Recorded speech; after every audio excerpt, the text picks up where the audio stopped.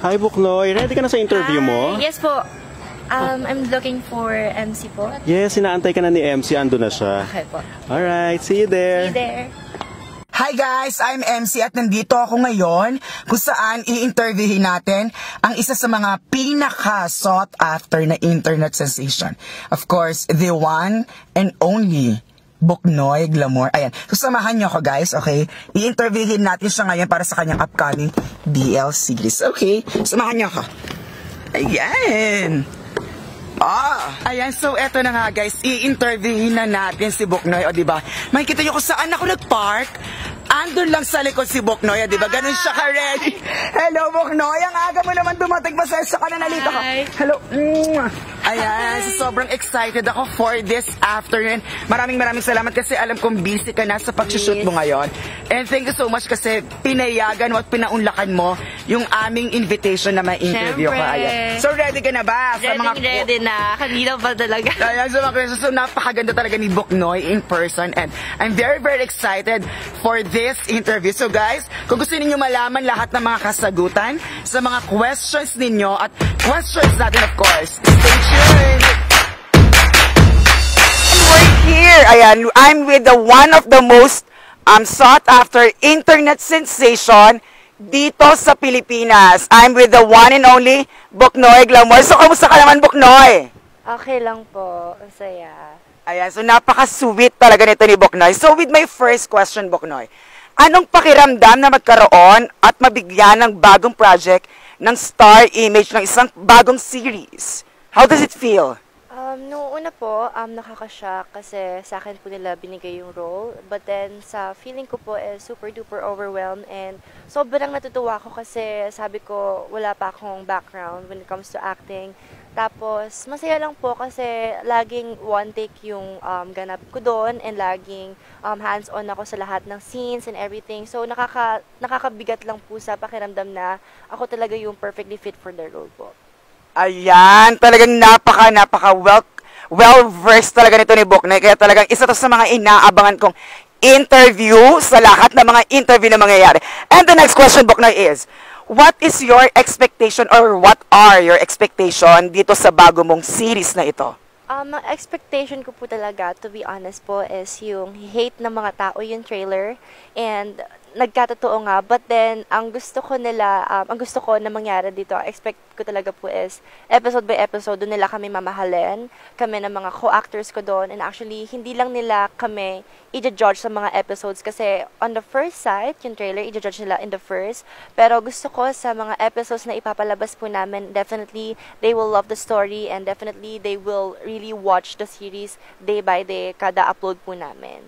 Ayan, so speaking of mamahalin nila yung bawat episode, so ito na, this which leads us to the next question na, anong isang patikim na lesson na sa tingin mo matututunan ng lahat ng mga manonood sa bago mong series na ito?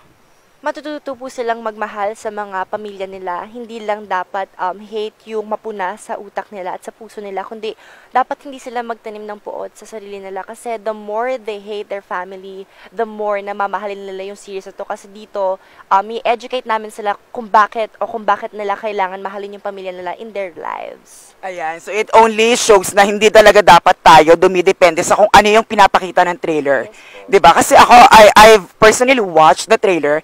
Talagang pasabog siya sa lahat ng mga series, BL series out there. And I'm really looking forward dito sa series mo na ito. Ayan, so next question natin, Buknoy. Ano namang say mo na nagtitrend ka now sa buong BL world? Masasabi ko lang po is, okay na po kami sa mga nangyari sa amin ngayon, pero wag naman po tayo too much mag-judge. Pero tanggap na namin yung fact na kabash-bash yung trailer kasi there's a lot of things na hindi talaga nauunawaan ng tao. Pero sana, give a chance kung ano talaga yung story and definitely you will love it for the best and for the good of the BL world. So sa mga BL fans out there, hate nyo kami ngayon, pero magiging mapagmahal kayo sa amin for sure sooner, ganyan.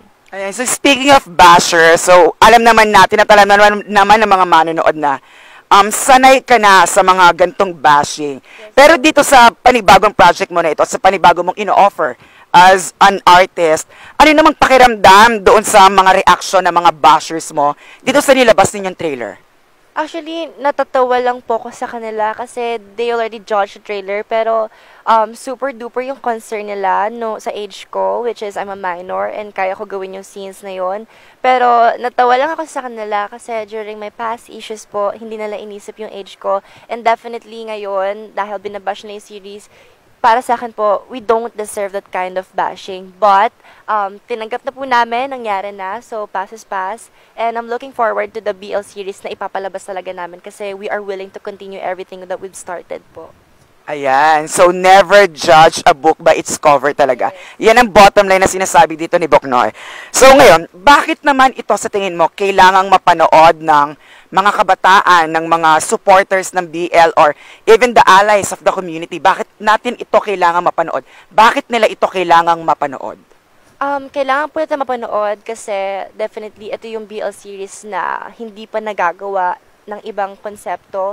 Hindi pa ito yung BL series na hinihintay ng tao, pero definitely yung Alter the BL series, ito yung BL series na sasampal po sa kanilang lahat na hindi lang puro pakilig, hindi lang puro sex, hindi lang puro kiss ang BL series, kundi merong lesson, education, and awareness. And during those past days na binabash kami, kino-compare kami sa ibang series, hindi na ako mag-name drop ng series na yon, but sabi nila, yon awareness yon, pero hindi nila alam na yung amin din is puro awareness. And yung awareness namin is super duper maraming may educate sa series namin, and definitely they will love the BL series ng Star Image. Yes, and in this age of social media, talagang napaka-importante ng advocacy at ng awareness na nagiging part to ng series. And I'm so happy with that, and congratulations kasi merong kayong awareness na pinopromote dito sa series na ito.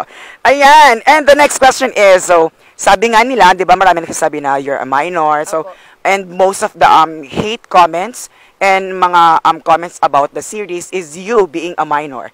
Now, the question is, kamusta naman yung pagtanggap ng parents mo or ng guardian mo about this project? Gaano ka sila ka-supportive? Or nagbigay ba sila sa'yo ng go signal to really do this kind of project? Nung una po, pinayagan nila ako kasi alam nila na trabaho lang. And yung mommy ko na nakilala ko lang kamakailan lang is naging proud sa akin kasi kaya ko yun. And sabi niya sa akin is, alam kong kaya mong gawin yan kasi ako, during my minor days, nung minor de edad ako, 15 pa lang ako, nabuntis na ako sa'yo. So, sabi ko sa mommy ko, kaya bakit ka pumayag? Kasi sabi niya parang pinapakita rin ng BL series ko kung ano yung realidad. Let's say, marami pong kabataan ng teenagers na minor ngayon na ginagawa yung mga ganong eksena, no, in real life, hindi lang with camera. Pero syempre, as a public figure po, madali sila mambash kasi may mga past issues ako before. So, feel ko, yung galit na noon, parang dinadala na nila ngayon. So, hindi na po ako nagpapa-apekto sa kanila, but masaya po kami. And I'm going to continue everything that we started po. Yes, you know, of course, di ba, every generation naman at bawat taon talaga nagbabago yung system and everything that happens. And what matters is, you know kung ano yung mismong point ng ginagawa mo. And you know na it's really your offering to the entire youth of today. Ayan, next question. So medyo, tatalon muna tayo sa iyong BL series. Medyo magdidig deep lang tayo sa iyong career and mga issues na dumarating sa'yo. Are you gonna be comfortable with this? Sige po, go lang po. Ayan. So the next question is, anong estado ninyo ni Aura? Kamusta kayo? Sa lahat ng nangyari, sa lahat ng mga issues na binabato ng mga manonood and ng mga bashers and your fans, kamusta kayo ni Aura? To be honest po, we're not okay. Pero ako po, I'm trying my best na maging okay kami at magkabati kami.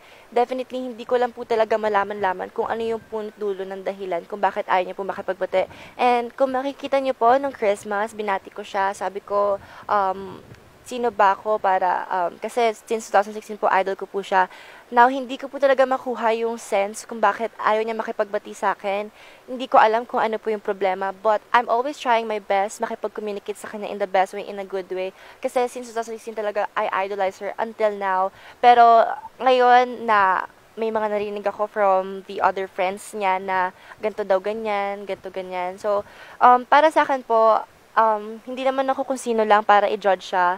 And kahit na let's say, siniraan niya po ako, yes, for me ha, pero kung para sa kanya po is pag-educate yun, for me, paninira po yun kasi sa akin. But I'm still okay with her. Hindi ko lang talaga po malaman kung bakit niya ako gustong mawala sa social media or what. But then, I am welcoming her with all my hands and with all my respect na idol ko pa rin siya kahit siraan pa rin niya ako sa dulot-dulo.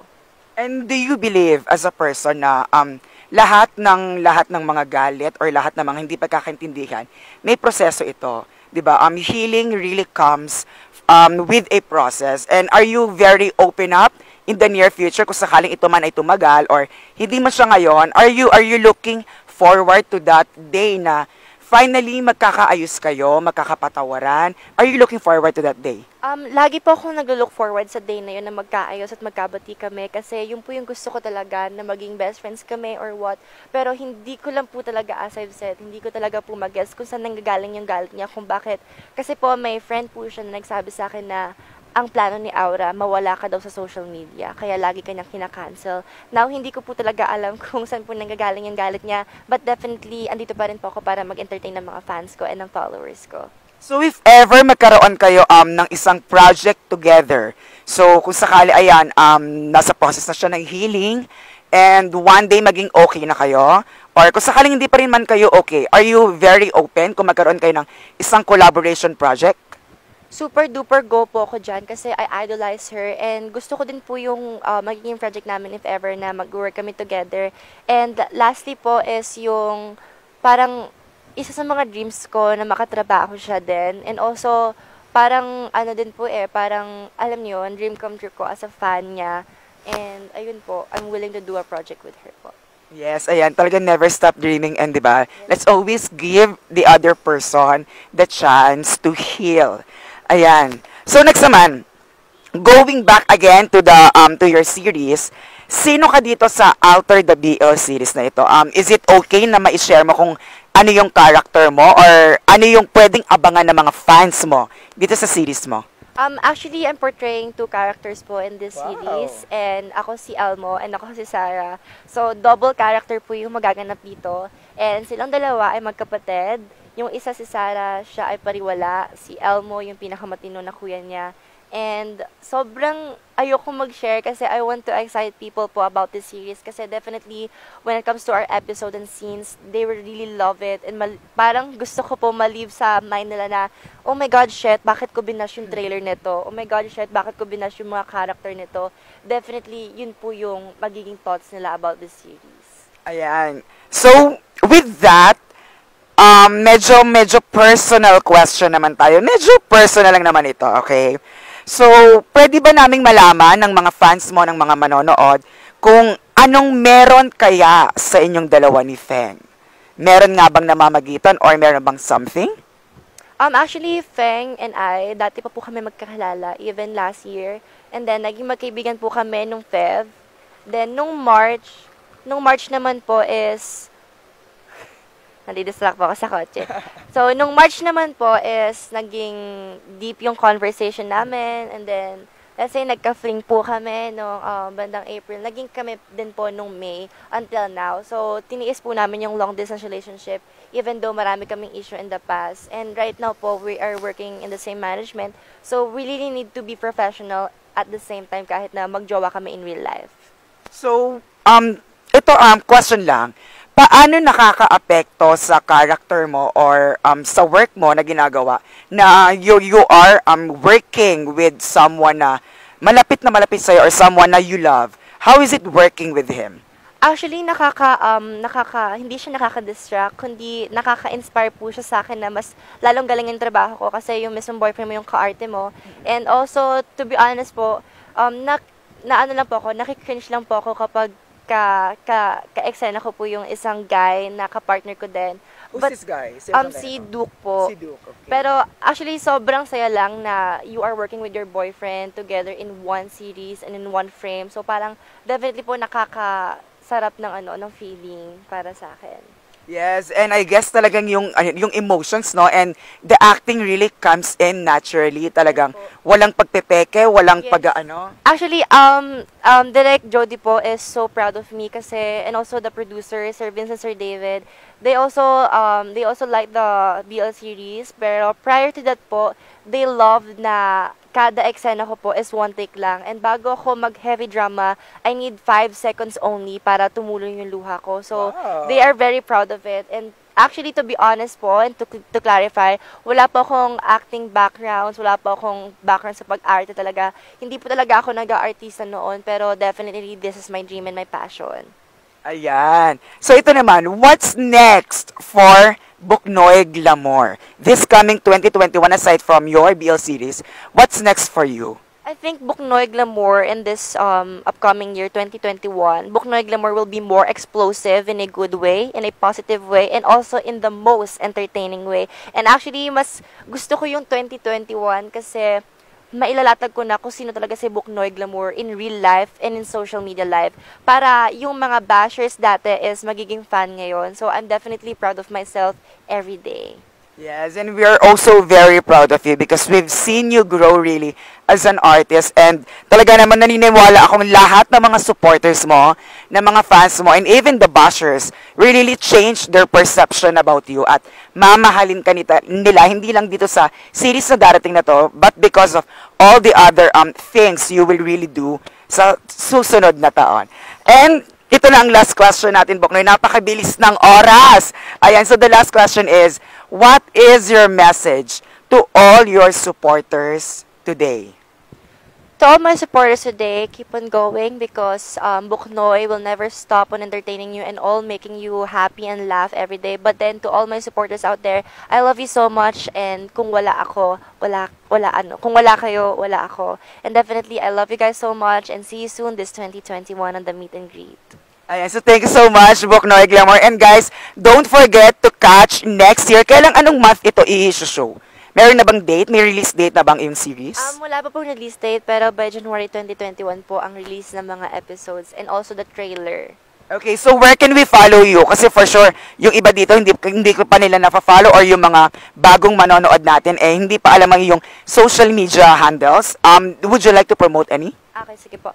So those people who aren't followed me yet on my TikTok at officially Buknoy, on Twitter officially Buknoy, and also on my YouTube account Buknoy Glamour, and also on my Facebook page Buknoy Official. And to those people who's asking me kung bakit wala yung Twitter ko, shut up muna ako sa Twitter, guys. Ayoko muna makisawsaw kasi I'm really matured enough para makisabat pa sa mga rebat ng ibang tao. And also, last message lang din po sa mga taong nagtatanong if I'm okay.